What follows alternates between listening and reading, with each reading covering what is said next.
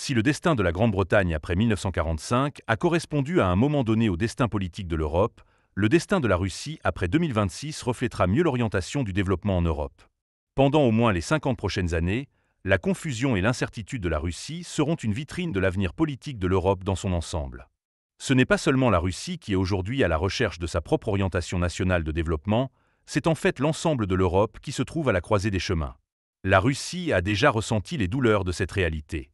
D'autres pays européens, en revanche, se font encore des illusions. C'est la principale différence entre la Russie et le reste du continent aujourd'hui. La situation difficile de la Russie se reflète à 3 niveaux. Premièrement, le niveau russe. Deuxièmement, le niveau européen. Troisièmement, le niveau géopolitique. Au niveau russe, l'identité européenne est le fondement du caractère national, de la logique philosophique et de la culture de la Russie. Les Russes s'accrochent à leur identité européenne et ne laissent personne la remettre en question ou la réviser.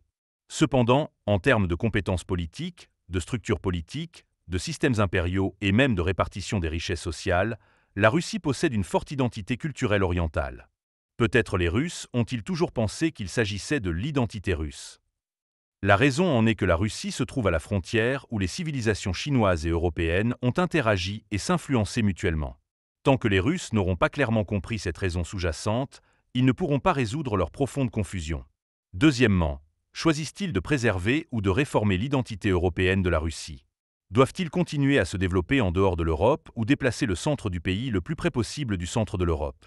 Troisièmement, doivent-ils être des pionniers dans la préservation de leur identité européenne ou des modèles d'intégration des civilisations? Doivent-ils se concentrer principalement sur la résistance à la civilisation chinoise ou sur l'intégration des deux civilisations? Quatrièmement, doit-elle insister pour être le grand frère des Chinois ou pourrait-elle choisir d'être leur petit frère? Cinquièmement, est-il dans l'intérêt à long terme du pays de s'en tenir à une vision philosophique européenne ou est-il dans l'intérêt à long terme de la Russie d'intégrer les visions philosophiques chinoises? Sixièmement, si l'ordre du G2 est en train de prendre forme, vaut-il mieux faire partie du système ou lui résister? Septièmement, la Russie doit-elle insister pour être un pôle de l'ordre impérial ou se contenter d'être une puissance moyenne? Au niveau européen, la Russie insiste sur son identité européenne, tandis que les Européens la rejettent fermement. Il existe 3 solutions possibles à ce problème. La première consiste pour les Européens à prendre les devants et à trouver une ligne de démarcation géographique appropriée pour définir les Russes comme non-européens, à jamais.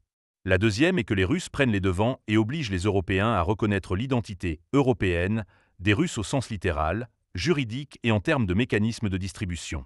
La troisième est que les deux parties travaillent ensemble pour changer la logique philosophique de l'Europe de bas en haut, afin que les deux parties puissent s'entendre.